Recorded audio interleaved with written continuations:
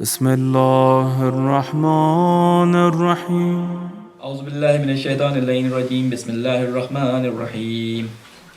وإذ قتلتم نفسا فادارأتم فيها والله مخرج ما كنتم تكتمون فقلنا اضربوه ببعضها كذلك يحيي الله الموتى ويريكم آياته لعلكم تعقلون ثم قست قلوبكم من بعد ذلك فهي كالحجارة أو أشد قسوة وإن من الحجارة لما يتفجر منه الأنهار وإن منها لما يشقق فيخرج منه الماء وإن منها لما يهبط من خشية الله وما الله بغافل عما تعملون أفتطمعون أن يؤمنوا لكم وقد كان فريق منهم يسمعون كلام الله ثم يحرفونه من بعد ما عقلوه وهم يعلمون وإذا لقوا الذين آمنوا قالوا آمنا وإذا خلا بعضهم إلى بعض قالوا وتحدثونهم بما فتح الله عليكم ليحاجوكم به عند ربكم أفلا تعقلون أولا يعلمون أن الله يعلم ما يسرون وما يعلنون ومنهم أميون لا يعلمون الكتاب إلا أمانيا وإن هم إلا يظنون صدق الله العلي العظيم.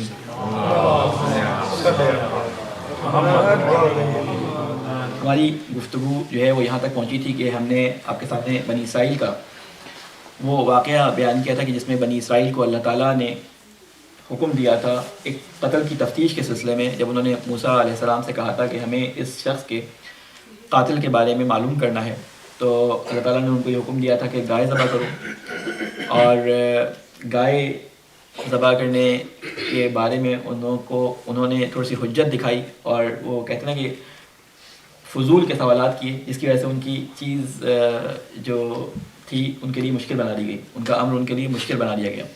اس وقت میرے خیال میں یہ تھا کہ آپ کے ذہنوں میں ایک سوال ابھرنا چاہیے کہ اللہ تعالیٰ نے گائے کے قربانی کا حکم کیوں دیا؟ آپ نے یہ تو بتایا تھا، اس کو جواب دے دیا تھا اس کا۔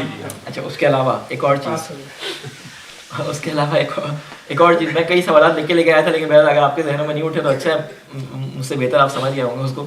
تو بہرحال اب وہ گائے کی قربانی کا جب سلسلہ ہوا تو انہوں نے اس بات کو جو ہے وہ بڑھانا شروع کیا۔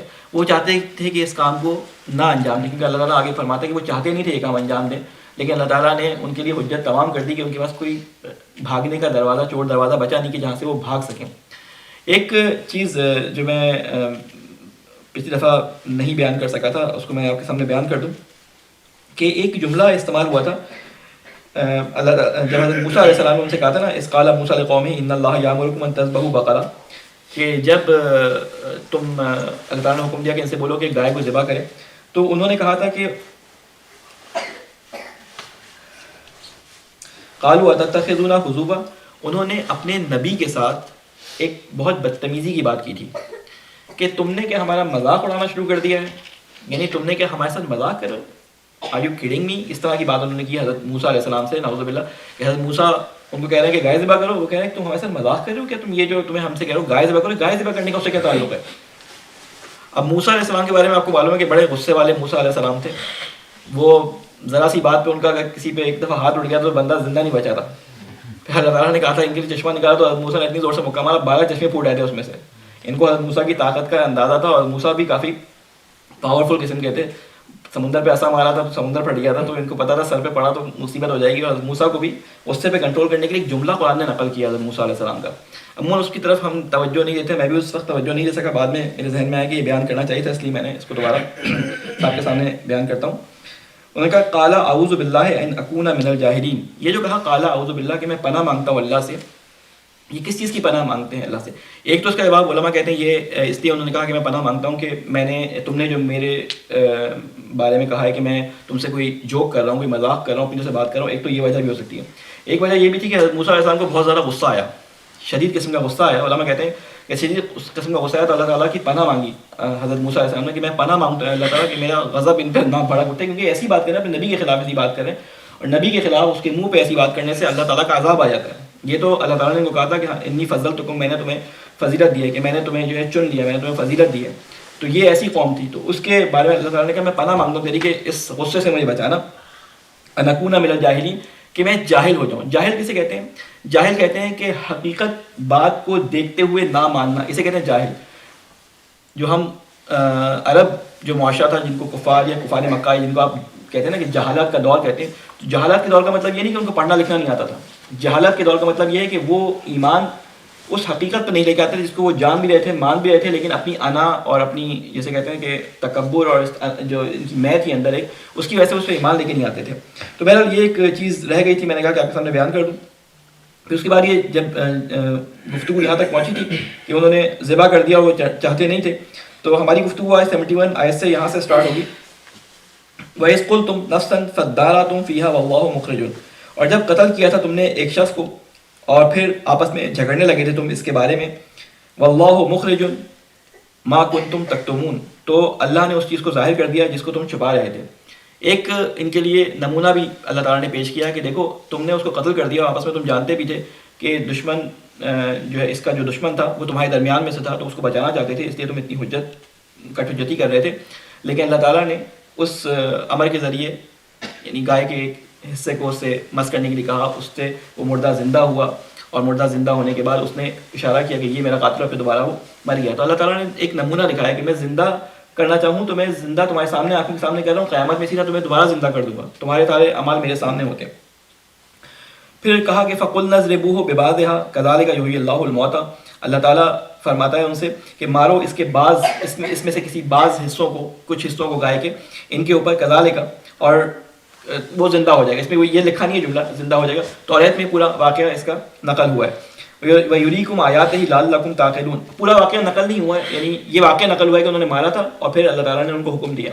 اور ایک بات بتاؤں کہ توریت میں اور قرآن کی تفسیر میں اگر آپ لوگوں نے سنا ہو تو آپ کو یہ بات معلوم ہوگی کہ جس سے ہم سامری کہتے ہیں کہ حضرت موسیٰ جب پہاڑ پہ گئے ہیں کوہ طور پہ اور وہاں پہ اللہ تعالیٰ سے عہد و پیمان ان کے چل رہے تھے, تو اس زمانے میں سامری اٹھا اور سامری نے ایک بچڑا بنایا اور جس کی انہوں نے پوجا شروع کر دی. توریت میں جو نقل کیا گیا ہے کتاب خروج کے اندر یہ نقل اس کی پورا قصہ بیان کیا گیا کس طرح سے. وہ کہتے ہیں کہ حضرت ہارون علیہ السلام سے انہوں نے درخواست کی کہ ہمارے لیے موسیٰ تو پتہ نہیں کہاں جا کے پھنس گئے, پتہ نہیں آئیں گے نہیں آئیں گے, ہمارے لیے کوئی ایسی چیز بنا دے جس کو ہم یعنی پرستش کر سکیں. تو حضرت ہارون علیہ السلام نے جو حضرت موسیٰ علیہ السلام کے بھائی تھے انہوں نے وہ بچڑا بنا دیا. توریت میں یہ انٹرپریٹیشن آئی, لیکن قرآن نے جو واقعات دوبارہ سے بیان کیے ان کے بیان کرنے کی وجہ یہ تھی کہ جو انہوں نے تحریف کیا تھا اس کو دوبارہ سے صحیح سے بیان کر دے, تاکہ ایک رسول پہ جو تہمت لگائی انہوں نے وہ قرآن نے دور کر دی. بہت ساری چیزیں جو ہمارے قرآن میں ملتی ہیں وہ ان تہمتوں کا جواب ہے, ان سوالوں کا جواب ہے جو توریت میں ان کے ذہنوں میں, مسلمانوں کے ذہنوں میں آتے تھے. کہ توریت میں تو اللہ تعالیٰ نے یہ کہا تھا کہ 6 دن میں اس نے آسمان و زمین کو خلق کیا اور پھر وہ آرام کرنے لگا. تو ایک جگہ قرآن مجید میں اللہ تعالیٰ نے فرمایا کہ اللہ نے ان آسمان و زمین کو خلق کیا اور پھر وہ تھکا نہیں. تو لوگ کہتے ہیں تھکا نہیں کا جملہ کیوں آیا قرآن مجید میں؟ اصل میں یہ اس وجہ سے آیا کہ توریت میں یہ الزام لگایا گیا, ایک اس کی غلط انٹرپریٹیشن جو کی گئی ہے اس میں الزام لگایا گیا کہ اللہ تھک گیا. تو بہرحال تو اللہ تعالیٰ نے کہا کہ اس کا بعض جو پارٹ ہے کسی گائے کا کوئی حصہ, زبان یا کوئی بھی حصہ اس مجرم کے جسم سے ٹچ کرو تو یہ بولے گا, اور اللہ تعالیٰ اسی طرح مردوں کو زندہ کر دیتا ہے. وَيُرِيكُمْ آيَاتِهِ لَعَلَّكُمْ تَعْقِلُونَ, اللہ تعالیٰ تمہارے آنکھوں کے سامنے تمہیں یہ آیات, یہ نشانیاں دکھا رہا ہے, ٹھیک ہے, شاید کہ تم عقل سے کام لو, یعنی تم بے عقلے نہ بنو, جہالت والے کام نہ کرو, عقل سے کام لو. ثُمَّ قَسَتْ قُلُوبُكُم مِّن بَعْدِ ذَلِكَ فَهِيَ كَالْحِجَارَةِ أَوْ أَشَدُّ قَسْوَةً وَإِنَّ مِنَ الْحِجَارَةِ لَمَا يَتَفَجَّرُ مِنْهُ الْأَنْهَارُ. کہتے ہیں کہ اس عمل کے بعد بھی کہ انہوں نے اپنے سامنے ایک شخص کو زندہ ہوتے ہوئے دیکھ لیا اور اس نے مجرم کے بارے میں بتا دیا, اس کے بعد ٹائم گزرنے کے بعد پھر بنی اسرائیل نے اپنی حماقت دکھانی شروع کی اور ان کے دل سخت ہو گئے. بعض دفعہ اللہ تعالیٰ ایسا کرتا ہے کہ تمام حقائق کھلنے کے بعد انسان کی توجہ جب ان حقائق کے اوپر عمل نہ کرنے کی وجہ سے اس کے اوپر جو اثر انداز ہوتی ہے وہ یہ ہوتی ہے کہ اس کا دل سخت ہو جاتا ہے. پھر وہ خود توجیحات اور ہیلے ڈھونڈنا شروع کرتا ہے کہ اگر میں یہ کام نہیں کروں گا تو اللہ تعالیٰ وہاں مجھے چھوڑ دے گا, اللہ تعالیٰ وہاں مجھے معاف کر دے گا, اگر میں نے یہ غلط کام کر بھی دیا تو اللہ تعالیٰ نے تو مجھے پسند کر کے اپنے ساتھ رکھا ہوا ہے, مجھے فضیلت دی ہے تمام قوموں پہ, مجھ سے عہد و پیمان باندھے ہیں, مجھے کہا ہے کہ میں تمہیں زمین کے اندر اپنا خلیفہ بناؤں گا, مجھے کہا ہے کہ میں تمہارے اندر بادشاہت کو رکھوں گا. جو حضرت موسیٰ علیہ السلام سے وعدے کیے, حضرت ابراہیم علیہ السلام سے وعدے کیے, وہ سارے بنی اسرائیل کے ساتھ پورے ہو رہے تھے. تو ان کے دل پھر سخت ہو گئے اور پھر انہوں نے جو ہے وہ خدا کے دین سے انحراف کرنا شروع کر دیا. کہا کہ بعض پھر مثال دی اللہ تعالیٰ نے یہاں پہ فہیا کل حجارت پتھر کی طرح سخت ہو گئے. کہتے ہیں پھر لیکن پتھروں میں بھی کچھ پتھر ایسے ہوتے ہیں, 3 قسم کے پتھروں کی مثال دی ہے. کچھ پتھر ایسے ہوتے ہیں اور اشد قصوہ, یہ پتھر سے بھی سخت, وَإِنَّ مِنَ الْحِجَارَةِ لَمَا يَتَفَجَّرُ مِنْهُ الْأَنْهَارُ, کہتے ہیں کچھ پتھر ایسے ہوتے ہیں کہ جن میں سے نہریں جو ہے نکل کے آ جاتی ہیں. حضرت موسیٰ علیہ السلام نے ان کی نہر نکال دی تھی نا, 12 چشمے نکال دی تھے ان کے اندر. کہتے ہیں پتھروں میں سے بھی سختی کے باوجود کچھ پتھر ایسے اللہ تعالیٰ نے خلق کیے ہیں جن میں سے نہریں نکل آتی ہیں. پھر فرماتا ہے کہ وَإِنَّ مِنْهَا لَمَا يَشَقَّقُ فَيَخْرُجُ مِنْهَا الْمَاءُ, اور کہتے ہیں ان میں سے کچھ ایسے ہیں جو پھٹ جاتے ہیں, ان میں سے ایک چشمہ نکل آتا ہے, نہریں نہیں نکلتی, ایک چشمہ نکل جاتا ہے. تو پتھر بھی سختی کے باوجود اس میں سے پانی نکل آتا ہے. کہتے ہیں وَإِنَّ مِنْهَا لَمَّا يَهْبِطُ مِنْ خَشْيَةِ اللَّهِ, اور ان میں سے کچھ پتھر ایسے ہیں کہ وہ ٹوٹ جاتے ہیں, ٹوٹ جاتے ہیں اپنی جگہ, یعنی اپنی سختی کے باوجود پھٹ جاتے ہیں اللہ کی خشیت کی وجہ سے. یعنی پتھروں کی بھی اقسام اللہ تعالیٰ نے بیان کر دی, پتھر بھی اللہ کی خشیت کی وجہ سے پھٹ جاتے ہیں. ٹھیک ہے, یا گر پڑتے ہیں. یہاں پہ تو کہتے ہیں اہبت کا گر پڑنے کے معنی میں. ٹھیک ہے, یا وہ جو پھٹنے کے لیے وہ الگ لفظ استعمال ہوا, یہاں پہ استعمال نہیں ہوا, وہ آگے آئے گا کہ کہاں پہ پتھروں کی پھٹنے کی مثال دی گئی ہے. تو یہاں 3 پتھروں کی مثالیں دی ہیں. تو ہمارے لیے اس میں سبق کیا ہے کہ انسان کا دل جتنا بھی سخت ہو جائے, کم از کم اگر پتھر کی طرح سخت بھی ہو جائے انسان, تو بعض پتھر ایسے ہوتے ہیں کہ جن کی اندر جو ہے نمی آ جاتی ہے. تمہاری آنکھوں میں نمی کیوں نہیں آتی؟ کیوں تمہارا دل اتنا سخت ہو گیا؟ کیوں تم اللہ کے سامنے گڑ گڑانے سے, رونے سے, آنکھیں آنسو بہانے سے جو ہے وہ اتنا برستے ہو؟ کیوں اللہ کے سامنے جو ہے وہ آنسو نہیں بہاتے؟ پھر آگے فرماتا ہے کہ وما اللہ بغافل عما تعملون, لیکن اللہ جانتا ہے اور اللہ آگاہ ہے, اللہ سے چھپا ہوا نہیں ہے تمہارے وہ سارے اعمال جو تم کرتے ہو, انجام دیتے ہو. اللہ اس سے غفلت میں نہیں ہے, اللہ سب جانتا ہے. وہ تمہیں ڈھیل دیا جا رہا ہے, اللہ سب جانتا ہے.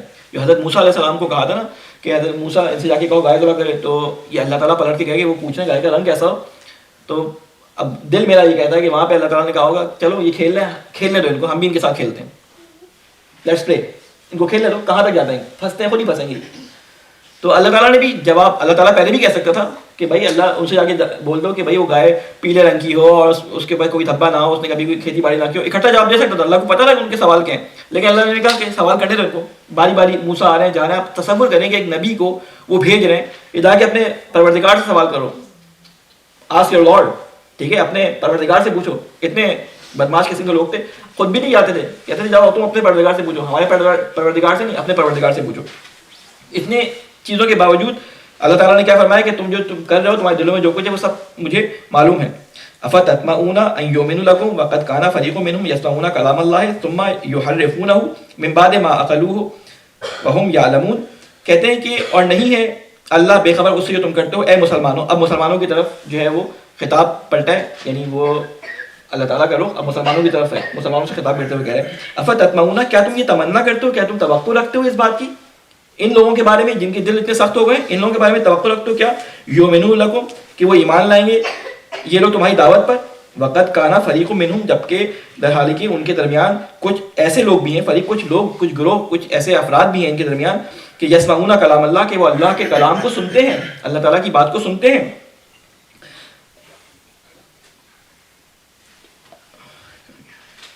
ثم یحرفونہ, اور پھر اس میں رد و بدل کر دیتے ہیں, من بعد ما عقلوہ وہم یعلمون, اس کے بعد کہ وہ خوب اس کے بارے میں جانتے بوجھتے, وہم یعلمون, اور وہ اس کو جانتے بوجھتے ہوئے یعنی اس کو پکڑتے نہیں, عقل سے کام نہیں لیتے اس کے اندر. ایک سوال میرے ذہن میں یہ آتا تھا کہ یہ جو بات کی جاتی ہے کہ وہ تحریف کر دیتے تھے, تو کیا یہ تحریف اتنی عیاں ہوتی تھی کہ لوگوں کو پتہ نہیں چلتی تھی؟ کیا وجوہات ہوتی تھی؟ میں نے ایک عالم سے سوال کیا, تو کہتے ہیں میں نے ایک کرسچن سے یہ سوال کیا تھا, ایک یہودی سے ایک سوال کیا تھا کہ تمہارے بارے میں ہمارا قرآن یہ کہتا ہے کہ تم تحریف کر دیتے تھے, تم جو ہے وہ اس کے اندر رد و بدل کر دیتے تھے. تو انہوں نے کہا کہ ہم تو نہیں کرتے تھے رد و بدل کتاب کے اندر. تو یہ تحریف کیا تھی؟ یہ تحریف اصل میں وہ غلط انٹرپریٹیشن تھی کہ جو ان کے علماء لوگوں کو بیان کرتے تھے. آگے ابھی قرآن مجید میں اس کا ذکر آ جائے گا, تھوڑا سا ابھی آگے چلیں گے تو یہ بتا دیں گے کہ وہ کیا کرتے تھے. یعنی اس کی انٹرپریٹیشن کیوں, اس لیے کہ لوگ خود اللہ کی کتاب سے دور تھے, اللہ کی کتاب کو پڑھتے نہیں تھے, اور انہوں نے اللہ کی کتاب کے بارے میں ایک تصور بنا لیا تھا, اور اس تصور کے نتیجے میں کچھ نتائج, کچھ ان کے گمان اور کچھ ان کی آرزویں بن گئی تھی کہ اللہ تعالیٰ نے قرآن مجید میں ہم سے یہ وعدے کیے ہیں. ان کو وعدے یاد رہ گئے تھے, ذمہ داریاں بھول گئی تھی کیونکہ خود کتاب نہیں پڑھی تھی, اور ذمہ داریوں کے نتیجے میں جو ذمہ داریاں ادا کرنے کے نتیجے میں جو باغات اور جو جنت اور جو چیزیں ان کو ملنی تھی وہ ان کو یاد رہ گئی تھی، کیونکہ ان کے علماء نے ان کو یہ کھول کے اور بڑے جیسے کہتے ہیں نا جنت کو ایک ایک اس کے 3 ڈائمینشنل دکھا دیا تھا ان کو. تو وہ کہتے تھے کہ فلاں گھر تمہارا، فلاں گھر تمہارا. جنت ان کے لیے بالکل ایسے آیا تھی جیسے بالکل روز روشن کی طرح. کیوں؟ ان کے علماء نے بتا دیا. اس وجہ سے لوگ ان کے نزدیک آتے تھے، اس وجہ سے ان کے چندے ملتے تھے، اس وجہ سے ان کے ڈونیشن آتے تھے سارے کے سارے. تو لوگوں کی پسند کے مطابق وہ جنت کو کریٹ کر کے اپنی پسند کا ٹاؤن ہاؤس بنا کے ان کو دیتے تھے اور وہ خوش تھے. تو تحریف ہوتی تھی اس کی انٹرپریٹیشن میں. خدا جو کہتا تھا وہ بیان نہیں کرتے تھے، اور لوگوں کا قصور یہ تھا کہ لوگ کتاب کو خود نہیں پڑھتے تھے، لوگ اپنے علماء کی بات مانتے تھے. اپنے جو احبار ہوتے تھے، احبار کہتے تھے ان کے علماء کو، احبار کی بات مانتے تھے. پھر آگے فرماتے ہیں کہ وقت کانا وَإِذْ لَقُوا الَّذِينَ آمَنُوا. اچھا یہ لوگ جب اللہ کے کلام کو سنتے تھے اور جانتے بوجھتے اس کو نہیں مانتے تھے، اور جب یہ جاتے تھے اپنے لوگوں سے ملتے تھے جا کے، وَإِذْ لَقُوا الَّذِينَ آمَنُوا قَالُوا آمَنَّا. جب یہ مسلمانوں سے آ کے ملتے تھے، یہودی جو تھوڑے بہت عقل والے تھے، یہ مسلمانوں سے آ کے ملتے تھے تو کہتے تھے کہ ہم ایمان لے کے آ گئے، یعنی ہم اس چیز پہ ایمان رکھتے ہیں جو قرآن کہہ رہا ہے، جو رسول کہہ رہا ہے، ہم اس پہ ایمان رکھتے ہیں. وَإِذَا خَلَا بَعْضُهُمْ إِلَىٰ بَعْضٍ. لیکن جب خلوت کرتے تھے، اکیلے میں ملتے تھے اپنے دوسرے بعض علماء کے ساتھ، تو وہ کیا اپنے علماء تو یہاں پہ ذکر نہیں آیا، لیکن بعض کے ساتھ جب ملتے تھے، قَالُوا أَتُحَدِّثُونَهُمْ. کیا تم ان کو یہ بتا رہے ہو، تم مسلمانوں کو، بِمَا فَتَحَ اللَّهُ عَلَيْكُمْ، جو باتیں تمہیں اللہ نے کھول کھول کے بیان کر دی، تو مسلمانوں کو یہ باتیں بتا رہے ہو کہ ہماری کتاب میں بھی یہی لکھا ہے جو اس کتاب میں لکھا ہے. کیوں بتا دو یہ بات؟ لِيُحَاجُّكُمْ بِهِ عِندَ رَبِّكُمْ أَفَلَا تَعْقِلُونَ. تمہیں نہیں معلوم یہ حجت کے طور پہ قیامت کے دن تمہارے خلاف یہ بات پیش کر دیں گے کہ ان کو معلوم تھا کہ یہی بات ہماری کتاب میں بھی لکھی ہے، قرآن اس کی تصدیق کر رہا ہے، اور تم یہی باتیں مسلمانوں کو بیان کر رہے ہو، تو یہ مسلمان تمہارے خلاف حجت کے طور پہ اس کو استعمال کریں گے کہ تم جانتے بوجھتے ایمان لے کے نہیں آئے. تو ان کے سامنے یہ باتیں نہیں کیا کرو، کیونکہ سارے کے سارے بگڑے ہوئے نہیں تھے، پوری کی پوری قوم کا دل سخت نہیں ہوا تھا. بزرگان اور وہ علماء جو دین کو بیان کرتے تھے ان کے دل سخت ہو گئے تھے، وہ اپنی دکان جو ہے بند نہیں کرنا چاہتے تھے، وہ لوگوں کو غلط انٹرپریٹ کرتے تھے. پھر فرماتے ہیں اگلی آیت کے اندر اولا یعلمون ان اللہ یعلم ما یسرون وما یعلنون. کیا نہیں جانتے وہ کہ بے شک اللہ جانتا ہے ہر وہ بات جو وہ چھپاتے ہیں اور وہ بھی جو ظاہر کرتے ہیں. یعنی وہ جو تمہارے سامنے ظاہر کرتے ہیں کہ تم سے آگے کہتے ہیں ہم ایمان لے کے آ گئے. یہی بات آپ کو یاد ہوگا منافقین کے بارے میں جب گفتگو چل رہی تھی تو وہاں پہ یہی بات آئی تھی منافقین کے بارے میں کہ جب مسلمانوں کے پاس آتے تھے کہتے تھے کہ ہم تمہارے ساتھ ہیں، اور جب اپنے وَإِذَا خَلَوْا شَيَاطِينِهِمْ جب اپنے شیاطین کے ساتھ جا کے ملتے تھے تو کہتے تھے کہ ہم تو ان کا مذاق اور ہنسی ٹھٹا اڑا رہے تھے، ان کو ایسی مذاق میں کہہ رہے تھے کہ ہم ان کے ساتھ ہیں. تو یہی منافقین کی صفت یہ یہودیوں کے اندر بیان کی جا رہی ہے یہاں پہ. ابھی عیسائی اس میں شامل نہیں، ابھی یہودیوں کی بات ہو رہی ہے یہاں پہ. پھر اللہ تعالیٰ نے یہ فرما دیا کہ جو تم چھپاتے ہو اللہ تعالیٰ اس کو جانتا ہے، ہر بات جو تم چھپاتے ہو اور جو ظاہر کرتے ہو جانتا ہو. اب جو آیت آنے والی ہے ذرا یہ آج کل کے زمانے کے لحاظ سے اس کو اپنے نظروں میں رکھتے ہوئے ذرا ترجمہ اس کا دیکھیے گا. کوشش کریں کہ اگلی دفعہ اگر قرآن آپ لوگوں کے پاس ہو تو اس کو موبائل کے اندر کھول لیں یا ڈاؤن لوڈ کر لیں. مجھ سے کسی کو ایڈریس چاہیے ہو تو ایڈریس میں بتایا ہوں کون سا ترجمہ آپ لوگ ڈاؤن لوڈ کر لیں تاکہ آپ کے لیے آسانی ہو دیکھنے میں اس کو اردو میں. کہتے ہیں کہ وَمِنْهُمْ أُمِّيُّونَ لَا يَعْلَمُونَ الْكِتَابَ إِلَّا أَمَانِيَّ وَإِنْهُمْ إِلَّا يَظُنُّونَ. وَمِنْهُمْ أُمِّيُّونَ ان میں سے کچھ امی تھے، ان پڑھ تھے. پہلے یہ امی لفظ کس کے لیے استعمال ہوا تھا؟ بَعَثَ فِي الْأُمِّيِّينَ رَسُولٌ مِّنْهُمْ. ہم نے مبعوث کیا رسول کو امیوں کے درمیان. امی کون لوگ تھے؟ جن کے پاس کسی قسم کی کتاب نہیں آئی تھی. کفار مکہ کے بارے میں بات ہوئی تھی کہ ان کے پاس یعنی اتنا زمانہ گزر چکا تھا حضرت عیسیٰ کے بعد اور ان کے بعد وہ کسی کتاب سے آگاہ نہیں تھے، یعنی اللہ کی کسی کتاب سے آگاہ نہیں تھے، بس وہ دین ابراہیمی کو زبانی مانتے چلے آ رہے تھے. کوئی کتاب اللہ کی ان کے سامنے نہیں تھی جس سے وہ آگاہ ہوتے. تو ایسے لوگ جو اللہ کی کتاب سے آگاہ نہ ہو ان کو امی کہا گیا. وہ پڑھے لکھے بہت تھے، وہ بہت ماہر تھے ہر چیز کے اندر، وہ کھالوں کی تباہی کیا کرتے تھے، وہ جو ہے وہ کھالوں سے جو ہے ایسا کاغذ بیان وہ تیار کرتے تھے جو آج کل بھی جدید ٹیکنالوجی میں بڑی مشکل سے تیار ہوتا ہے. اگر آپ ہرن کی کھال کو تباہی کر کے لکھنے کے لیے قابل بنائیں تو آپ کو پتا ہے کتنا مہنگا کاغذ آتا ہے. تو اس زمانے میں عرب اس کام کو کیا کرتے تھے، بازار عکاظ ان کے لگا کرتا تھا. بہترین ان کا جو جی ڈی پی تھا بہترین زبردست تھا ان کا، بہترین قسم کی ان کی تجارت ہوتی تھی، بہترین قسم کے وہ انصاف سے واقف تھے. یعنی لوگوں کے شجروں سے پتہ نہیں کہاں سے پوری 10 12 15 نسلوں تک واقف تھے. ان کے ہاں گھوڑوں کی تربیت، گھوڑوں کی نشو و نما پہ بہترین لوگ پائے جاتے تھے جو گھوڑوں کی نشو و نما کرتے تھے کہ عربی نسل کے گھوڑے جو ہے وہ ان کے یہاں بڑے مہنگے بکتے تھے. بہت سارے ان کے اندر کوالٹیز تھی لیکن اس کے باوجود ان کو امی کہا گیا. امی کہتے ہیں ایسے شخص کو جو بہت پڑھا لکھا ہو سکتا ہے انہوں نے اپنے فیلڈ میں پی ایچ ڈی کیا ہو لیکن کتاب کے بارے میں وہ جاہل تھے، امی تھے، پڑھے لکھے نہیں تھے، کتاب کے بارے میں بالکل نہیں جانتے تھے. ان کے بارے میں یہ بات ہو رہی ہے وَمِنْهُمْ أُمِّيُّونَ. ان میں سے بہت سارے ایسے امی تھے, ایسے جاہل, پڑھے لکھے جاہل تھے, کیا کرتے تھے, لا یعلمون الکتاب, وہ کتاب کو جانتے ہی نہیں تھے بالکل, بہت پڑھے لکھے تھے لیکن اللہ تعالیٰ ان کے لیے کیا لفظ استعمال کرے, لا یعلمون الکتاب, وہ ایک ذرہ علم نہیں رکھتے تھے کتاب کے بارے میں, صرف علماء سے جو سنا تھا وہ ان کے ذہن میں تھا. الا امانیہ, سوائے آرزوؤں کے, ان کو صرف آرزوئیں یاد تھیں کہ ہمارے ساتھ یہ ہوگا, ہمیں جنت ملے گی, ہم برگزیدہ قوم ہیں, ہم بنی اسرائیل ہیں, ہم موسیٰ کی قوم ہیں, موسیٰ کے ذریعے اللہ تعالیٰ نے ہمیں خود اپنے, جسے کہتے ہیں نا, موسیٰ کے ہاتھ سے ہمیں اپنی مدد سے نکلوا کے بھیجا. موسیٰ کے ساتھ خدا, اگر آپ پڑھیں تو لفظ خداوند ہمیشہ موسیٰ کے ساتھ رہتا تھا. وہ لفظ خداوند وہ سردار کے لیے, ایک آقا کے لیے استعمال کرتے ہیں وہاں پہ. خدا ہمیشہ خدا کے لیے خداوند نہیں آتا وہاں پہ, سردار کے لیے, بڑی پاور کے لیے, فرشتے کے لیے خداوند ہی کا لفظ استعمال کیا ہے توریت کے اندر بار بار. اگر آپ پڑھنا شروع کریں اس میں تو خداوند کا لفظ بہت زیادہ ملے گا بہت سارے افراد کے لیے. موسیٰ کو بھی خداوند کہتے تھے, سردار کو بھی خداوند کہتے تھے, ٹھیک ہے. تو یہ کہتے ہیں کہ ان میں سے بہت سارے ایسے پڑھے لکھے جاہل تھے موجود کہ جن کو کتاب کا بالکل بھی علم نہیں تھا, سوائے اس میں ان کو جو آرزوئیں تھیں, جھوٹی آرزوئیں جو اپنے دل میں انہوں نے بسائی ہوئی تھی اللہ تعالیٰ کی جنت کے بارے میں, وہ ان کے دل میں آرزوئیں تھیں. وَإِنْهُمْ إِلَّا يَظُنُّونَ, اور نہیں ہیں مگر وہ وہم و گمان پر چل رہے ہیں. یعنی ان کے سے یہ وہم و گمان تھے کہ ان کے ساتھ یہ ہونے والا ہے. وہ کہتے تھے کہ ہم چوزن پیپل ہیں, ہم اللہ کے بیٹے ہیں, ہم اللہ کے پسندیدہ لوگ ہیں, تو جنت ہماری ہے, ہم کچھ بھی کر لیں ہم نے جنت میں ہی جانا ہے. 2-4 ڈنڈے ہمیں پڑیں گے.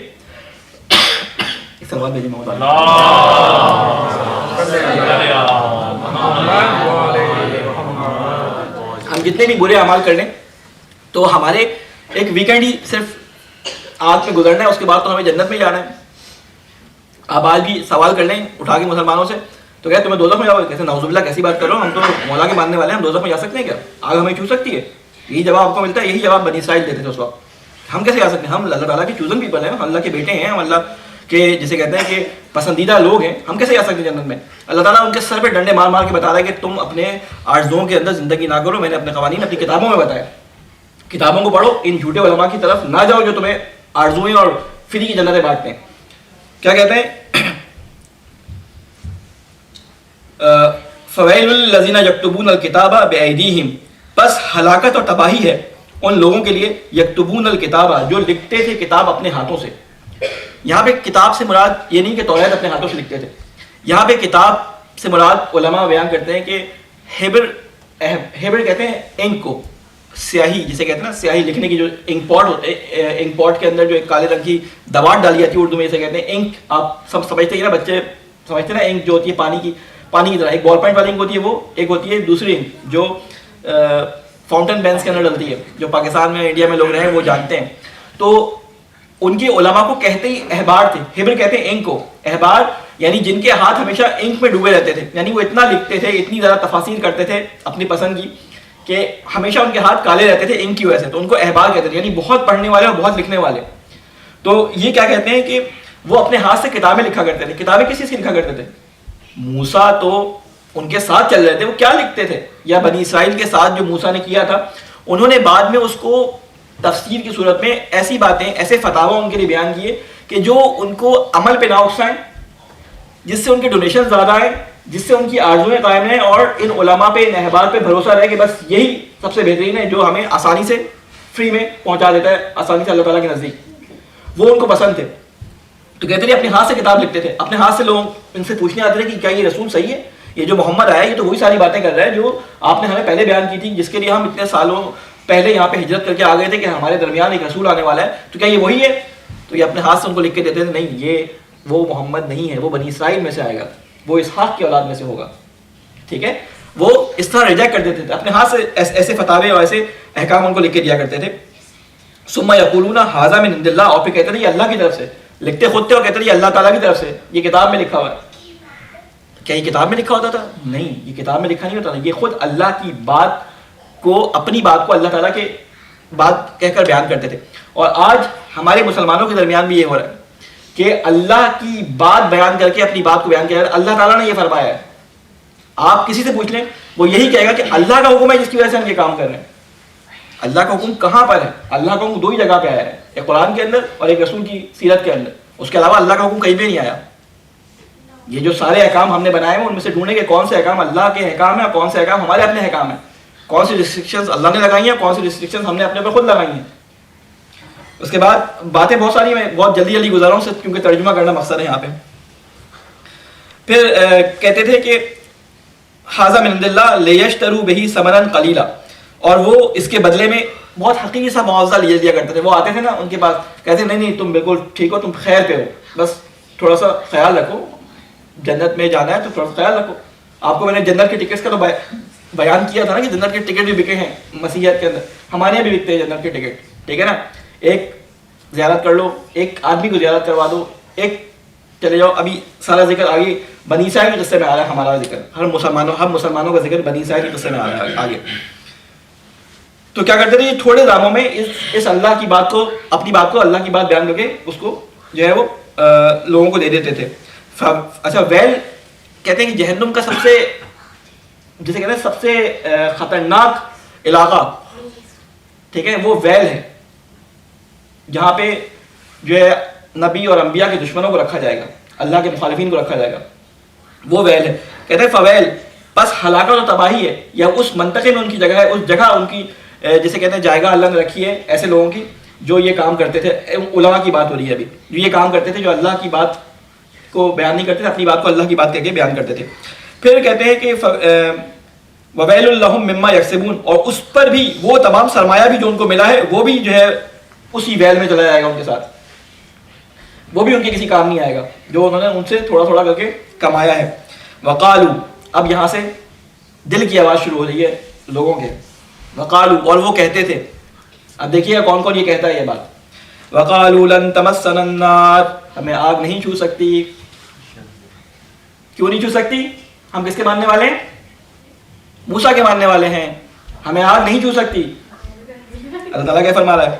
اللہ ایاما، تھوڑے دنوں کے لیے، شاید کیونکہ لوگ اعتراض نہ کریں تو ویکینڈ شاید ہمارا اللہ تعالیٰ وہاں پہ گزروا دے، اور پھر اس کے بعد ہمیں دوبارہ جنت میں لے آئے گا باقی 5 دن گزارنے کے لیے.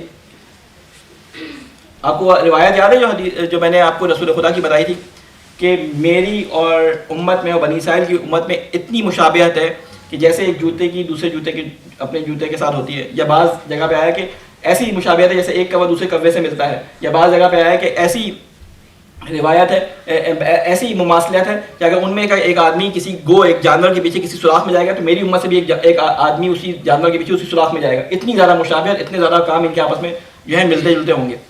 پھر کہتے ہیں کہ ہم تھوڑے دن کے لیے جائیں گے. اب ان سے کہو، اب رسول کو حکم دے رہا ہے کہ ان سے کہو، قل اتخذتم عند اللہ عہدا، کیا تم نے اللہ سے کوئی عہد باندھا ہوا ہے؟ تم نے کوئی اللہ تعالیٰ سے وعدہ کیا ہوا ہے؟ اللہ تعالیٰ نے وعدہ دیا ہوا ہے، تم نے اللہ تعالیٰ سے ہاتھ ملایا تھا کہ بس اللہ ہمارا معاہدہ پکا ہے، ہم جو کچھ کریں ہمیں جنت پہ جانا ہے. تو اللہ تعالیٰ کہہ رہے ہیں ان سے کہو کہ کیا تم نے اللہ تعالیٰ سے کوئی عہد باندھا ہوا ہے؟ فلن یخلف اللہ عہدہ، کہ اللہ تعالیٰ جو ہے اپنے عہد کو جو ہے وہ توڑے گا نہیں. ٹھیک ہے. ام تقولون علی اللہ ما لا تعلمون، یا کہتے ہو تم اللہ کے بارے میں ایسی باتیں جن کا تمہیں کچھ بھی علم نہیں ہے. یعنی تم نے اپنے دل میں آرزوئیں جگا لی ہیں، اپنے دل میں آرزوئیں بنا لی ہیں کہ ایسا ہوگا ہمارے ساتھ، لیکن ایسا ہونے والا نہیں ہے. اللہ تعالیٰ نے قوانین بنایا کہ کن قوانین کے تحت تمہیں جنت ملنے والی ہے. ٹھیک ہے. آگے اس کا بیان آ رہا ہے ابھی. ایک صلوات بھیجیں محمد والے محمد.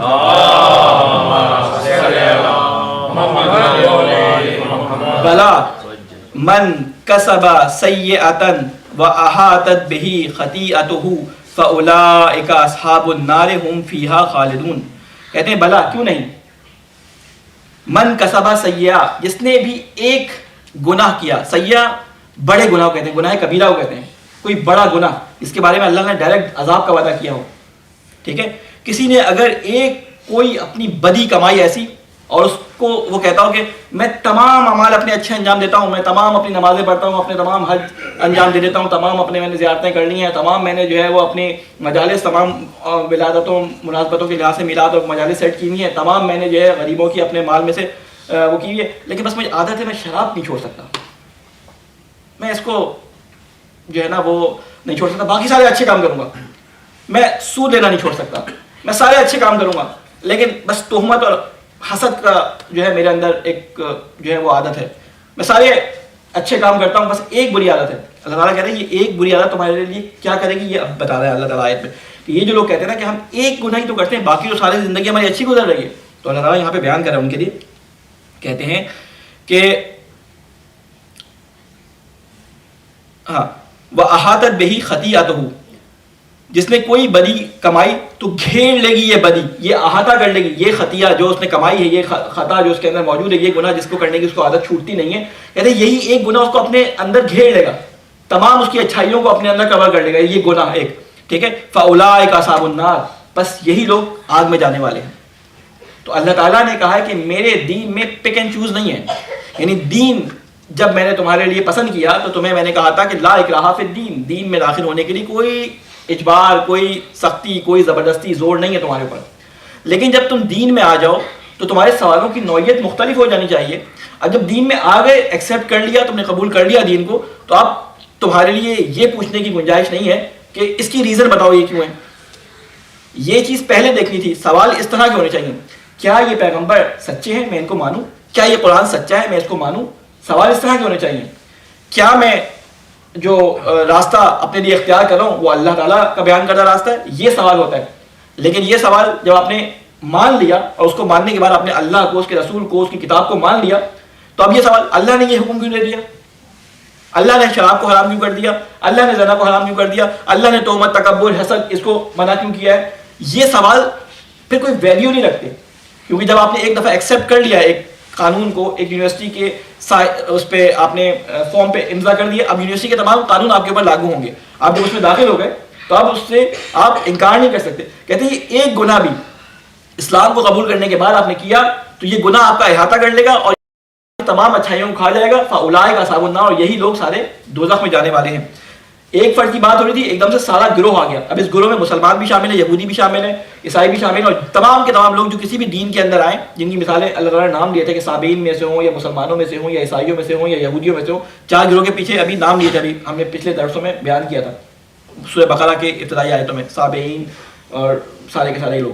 تو یہ سارے کے سارے لوگ جو اپنے دین کو تبدیل کر کے, ٹھیک ہے, آ گئے اسلام کے اس کے اوپر آ گئے, یا نہیں بھی آئے تو اپنے دین پہ رہے, تو ان کی کوئی ایک خطا بھی ہوگی تو ان کی تمام اچھی باتوں کو وہ کھا جائے گی, اور وہ سارے کے سارے مل جائیں گے آپس میں ایک ساتھ, چاہے وہ کسی بھی دین سے تعلق رکھتے ہیں, سب کے سب اصحاب آگ ہیں. ہم فیہا خالدون, اور وہ اس میں ہمیشہ رہیں گے. وہ جو انہوں نے کہا تھا کچھ دنوں کے لیے رہیں گے, اللہ تعالیٰ کہ نہیں, اس میں تم ہمیشہ رہو گے آگ کے اندر. خالدون, خالد کہتے ہیں ہمیشگی کو, فار ایور. والذین آمنوا وعملوا الصالحات, اور وہ لوگ جو ایمان لائے, وعملوا الصالحات, اور اعمال انجام دیتے رہے. وہاں کہا تھا سیئہ نکرہ کہتے ہیں, اب مجھے انگلش میں اس کا ورڈ نہیں آ رہا, کسی کے ذہن میں ہے نکرہ کیسے کہتے ہیں؟ نکرہ یعنی سنگل ایک چیز, سنگل یعنی ایک گناہ کی بات ہو رہی تھی. اور یہاں پہ اب کیا کہہ رہے ہیں کہ اب تمہیں عمل کس چیز پہ کرنا ہے, عملو, تمام چیزوں پہ عمل کرنا ہے. یعنی جو میں نے تمہارے لیے احکام دیے تمام چیزوں پہ عمل کرنا ہے. پک اینڈ چوز نہیں ہے کہ میں اس کو پسند کرتا ہوں, اس کا ریزن مجھے سمجھ آ گیا اس لیے عمل کروں گا, اس کا ریزن سمجھ آیا یا عمل نہیں کروں گا. اللہ کہہ رہے ہیں جب چوز کر لیا تو اب تمام چیزوں پہ عمل کرنا ہے. والذین آمنوا, جو ایمان لے کر آئے, وعملوا, اور پھر عمل کرتے گئے, نیک, اولئک اصحاب الجنہ, وہی لوگ جنت کے اصحاب ہیں, جنت کے جانے والے ہیں. ہم فیہا خالدون, اور وہ جنت میں رہیں گے. پھر اب وہ دوبارہ سے بنی اسرائیل کے بارے میں بات شروع ہو رہی ہے. وَإِذْ أَخَذْنَا مِيثَاقَ بَنِي إِسْرَائِيلَ, اور جب ہم نے لیا بنی اسرائیل سے عہد, کیا عہد لیا؟ لا تعبدون الا اللہ, کہ تم عبادت نہیں کرنا اللہ کے علاوہ, تم نے کسی کی عبادت نہیں کرنی, کسی کا بندہ نہیں بننا اللہ کے علاوہ. وبالوالدین احسانا, اور اپنے والدین کے ساتھ احسان کے ساتھ پیش آنا. دیکھیں قرآن مجید میں 4 جگہوں پر جب اللہ تعالیٰ نے اپنی عبادت کا حکم دیا تو 4 جگہوں پہ ساتھ میں ماں باپ کا رتبہ بیان کرنے کے لیے ماں باپ کا ذکر ساتھ کیا ہے. ایک جگہ یہاں پہ اور 3 جگہ دوسری آیات کے اندر ہے. کیا فرمایا کہ دیکھو میرے ساتھ کسی کو شریک نہ ٹھہرانا, میرے علاوہ کسی کی عبادت نہ کرنا, اور ماں باپ کا احترام کرنا. یعنی یہ بات بیان کی جا رہی ہے یہاں پہ کہ دیکھو بعض معاشرے ایسے آئیں گے کہ جہاں پہ تمہیں ماں باپ کی طرف سے بدگمان کیا جائے گا, تمہیں کہا جائے گا, میں بچوں کو برا لگے دکھاؤں گا, تم اب 18 سال کے ہو گئے, تم اب ماں باپ سے علیحدہ ہو, تم کچھ نہیں کر سکتے, ٹھیک ہے, اب تم خود جو ہے وہ ابا بننے کے لائق ہو گئے ہو, تو اس لیے اب تمہارے ابا تمہارے لیے اہمیت نہیں رکھتے. اللہ یہ فرما رہا ہے کہ دیکھو میرا حکم جو تمہارے لیے ہے کہ اللہ تعالیٰ کا جہاں تمہیں عبادت کا حکم دے رہا ہوں, کہہ رہا ہوں ماں باپ کی فار ایور تمہیں اطاعت کرنی ہے, چاہے وہ کافر بھی ہوں, وہاں تک اطاعت کرنی ہے کہ جہاں تک وہ تمہیں اللہ کی نافرمانی کا حکم نہ دے. جہاں وہ اللہ کی نافرمانی کا حکم دیں وہاں پہ تم ماں باپ کی بات بھی نہیں مانو گے. آگے آیات میں اس کو بیان کیا ہے. ان کے ساتھ احسان سے پیش آؤ, وذل قربا, اور اپنے رشتہ داروں کے ساتھ احسان کے ساتھ پیش آؤ, والیتامى, اور یتیموں کے ساتھ, والمساکین, اور مساکین کے ساتھ, وقولوا للناس حسنا, اور لوگوں کے ساتھ کڑک لہجے میں بات نہ کرو. کیا بات ہے السلام علیکم, نہیں, دھیمے رہیں گے السلام علیکم. ٹھیک ہے, لوگوں کے ساتھ جب بات کرو تو احسن طریقے سے بات کرو. کسی غریب کی مدد کرو تو اس کے اوپر احسان نہ جتاؤ. کسی غریب کی مدد کرو تو اس کو بار بار ہر جگہ او یاد ہے, ارے وہ آپ کے بیٹے کو تو میں نے یاد ہے ایڈمیشن دلایا تھا, ارے وہ آپ کو یاد ہے کہ میں نے آپ کے لیے وہ فلاں وقت میں آپ کے لیے جو ہے وہ سفارش کی تھی. کہتے ہیں لا تمنو, منت گزاری نہ کرو لوگوں کے اوپر. منت گزاری کر کے تم اپنے اعمال کو ضائع کر رہے ہو, جیسا کہ تم نے عمل کیا ہی نہیں ہے. تو اللہ تعالیٰ یہاں پہ فرما رہا ہے کہ دیکھو اپنے رشتہ داروں کے ساتھ ذی القربہ, اپنے رشتہ داروں کے ساتھ قربت اختیار کرو. جن رشتہ داروں سے دوری اختیار کر لی ہے کہ فلاں نے ہمارے بارے میں یہ کہہ دیا کہ ان کی تو ناک اونچی ہے تو ہماری تو ناک اونچی ہے, انہوں نے کہا ہے تو ہم ناک اونچی کر کے دکھائیں گے.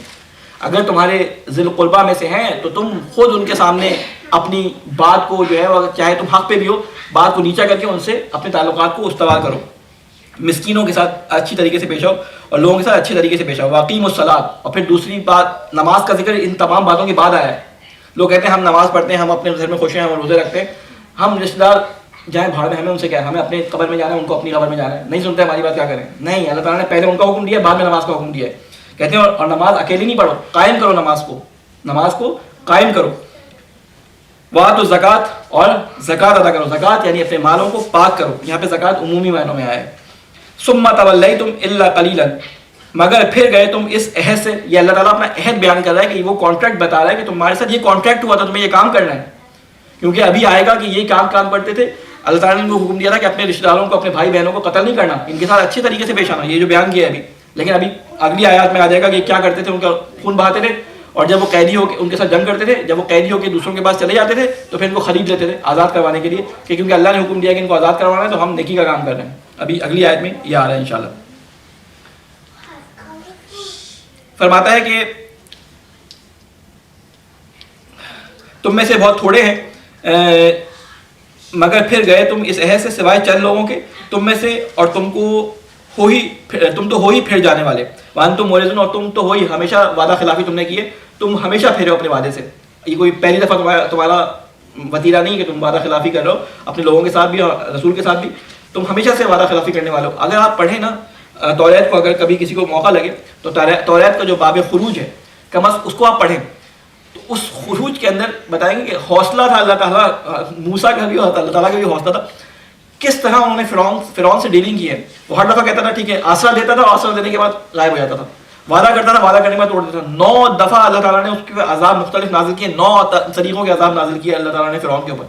پھر بھی وہ کہہ کے ہاں اب میں بات مان جاؤں گا, پھر جاتا تھا اپنی بات سے, آخر اس کو ڈبو دیا. پھر یہ کہتے ہیں کہ وَإِذْ أَخَذْنَا مِيثَاقَكُمْ, ہم نے تم سے عہد لیا تھا. ٹھیک ہے, کیا عہد لیا تھا؟ لا تسفكون دماءكم ولا تخرجون انفسكم من دياركم ثم اقررتم وانتم تشهدون. یہ آیت ترجمہ بیان کر رہا ہوں کیونکہ اس کا ایک بیک گراؤنڈ آپ کے سامنے بیان کر دوں, ورنہ آپ کو تھوڑا سا کنفیوژن رہے گی اس کے بارے میں. اس کا ترجمہ یہ ہے, اور جب لیا تھا ہم نے تم سے پختہ عہد تم سے کہ نہ بہانا تم آپس میں خون اور نہ نکالنا اپنوں کو اپنے وطن سے, پھر تم نے اس کا اقرار کیا تھا اور تم خود اس پر گواہ ہو. ٹھیک ہے, ثم انتم هؤلاء تقتلون انفسكم وتخرجون فريقا منكم من ديارهم تظاهرون عليهم بالاسم والعدوان. پھر تم ہی وہ لوگ ہو جو قتل کرتے ہو اپنوں کو اور نکال دیتے ہو اپنے ہی ایک گروہ کو ان کے وطن سے, چڑھائی کرتے ہو ان پر گناہ اور زیادتی سے. وَإِنْ يَأْتُوكُمْ أُسَارَىٰ, اور جب وہ آتے ہیں تمہارے پاس قیدی بن کر, تو فَادُوهُمْ وَهُوَ مُحَرَّمٌ عَلَيْكُمْ, تو تم ان کا فدیہ دے کر ان کو آزاد کرا دیتے ہو, حالانکہ سرے سے یہ حرام تھا, یعنی نکالنا ہی تمہارے لیے حرام تھا. ٹھیک ہے نا, ان کا نکالنا تمہارے لیے حرام تھا. افتؤمنون, کیا تم ایمان نہیں لاتے, ببعض الکتاب, بعض کتاب پر, وتکفرون ببعض, اور بعض پر جو ہے وہ تم بعض کا انکار کرتے ہو, بعض پہ ایمان لے کے آتے ہو. فما جزاء من يفعل ذلك منكم, اچھا اس آیت کو میں پورا کر دوں. ذالک منکم الا خزی فی الحیات الدنیا ویوم القیامۃ یردون الی اشد العذاب وما اللہ بغافل عما یعملون. بس اس پہ آج ہم اپنی گفتگو ختم کریں گے. ترجمہ اس کا یہ ہے کہ تمہارے لیے ان کا نکالنا ہی صحیح نہیں تھا, تو کیا تم ایمان لاتے ہو کتاب اللہ کے ایک حصے پر اور کفر کرتے ہو دوسرے حصے کا؟ سو نہیں ہے سزا اس شخص کی جو کرے ایسا تم میں سے, سوائے رسوائی کے, دنیاوی زندگی میں بھی قیامت کے دن بھی. پھیر دیے جائیں گے یہ لوگ سخت ترین عذاب کی طرف, اور نہیں ہے اللہ بے خبر ان کی حرکتوں سے جو وہ انجام دے رہے ہیں یا جو تم انجام دے رہے ہو.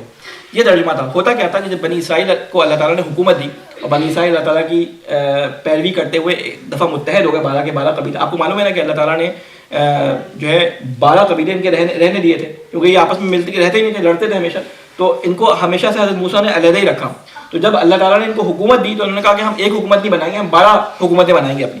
تو اللہ تعالیٰ نے 12 جگہوں پہ ان کو حکومتیں دی، الگ الگ ان کی حکومتیں قائم ہو گئی. اب جب یہ حکومتیں قائم ہوئی تو ان کے ساتھ جو لوگ رہتے تھے ان کے ساتھ یہ پیک کرتے تھے، ان کے ساتھ معاہدے کرتے تھے. اب جب وہ معاہدے کرتے تھے اور اس معاہدے کی وجہ سے جب وہ جنگ کرتے تھے تو یہ بھی جنگ کرتے تھے. اور جنگ کیسے ہوتی تھی؟ اپنے ہی ایک بھائی کے قبیلے کے ساتھ، جو 12 قبیلوں میں سے بنی اسرائیل کی اولاد میں سے انہیں کے ساتھ جنگ ہوتی تھی.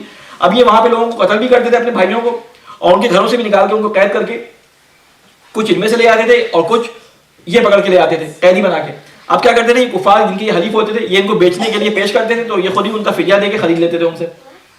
کہتے ہیں کہ بھائی تم اب کیوں خرید رہے ہو؟ تم نے تو قتل کر کے خود ہی نکالا تھا گھر سے، اب تم جب یہ قید ہو کے آ رہے ہیں تو تم ان کو خرید رہے ہو. کہتے ہیں اللہ نے ہمیں حکم دیا ہے کہ ہم فدیہ دے کے اپنے بھائیوں کو آزاد کروائیں. تو اللہ کہہ رہا ہے کہ میں تو تمہیں منع کیا تھا، ان کو لڑنا تمہارے نکالنا ہی حرام تھا ان کا، تم نے ان کو نکالا. تم بہانے بازی کرتے ہو بہت، ٹھیک ہے، ایک طرف تم برا کام کرتے ہو، بعد میں فدیہ دے کے ان کو آزاد کر کے کہتے ہو اللہ کے حکم کو ماننا ہے. تو یہ ساری چیزیں یہاں پہ بیان ہوئی ہیں. اللہ تعالیٰ سے یہ دعا ہے کہ اللہ تعالیٰ ہمیں اس قرآن مجید کو جو ہم پڑھ رہے ہیں اس کو اپنی زندگی پہ امپلیمنٹ کرنے کی توفیق عطا فرما. اے اللہ تجھے واسطہ ہے محمد والے محمد کا کہ ہماری زندگیوں کو قرآن کے نور سے منور فرما. اے اللہ تجھے واسطہ ہے محمد والے محمد کا ہمارے مرحومین کی مغفرت فرما. اے اللہ تجھے واسطہ ہے محمد والے محمد کا ہمیں قرآن کو سمجھنا اور اس کو سمجھنے کی کوشش کرنے کی توفیق عطا فرما. اے اللہ تجھے واسطہ ہے محمد والے محمد کا ہمارے بچوں، ہمارے نوجوانوں، ہمارے بڑوں بوڑھوں بچوں سب کے دلوں میں حب آل محمد کو راسخ فرما. اے اللہ تجھے واسطہ ہے محمد والے محمد کا آج جو لوگ شہید ہوئے ہیں پشاور کی مسجد میں، اللہ تعالیٰ ان کی مغفرت فرما. اے اللہ ان دشمنوں کو، ان منافقین کو جو مسلمان بن کر مسجدوں میں آتے ہیں اور بم دھماکے کرتے ہیں، اے اللہ ان کو نیست و نابود فرما.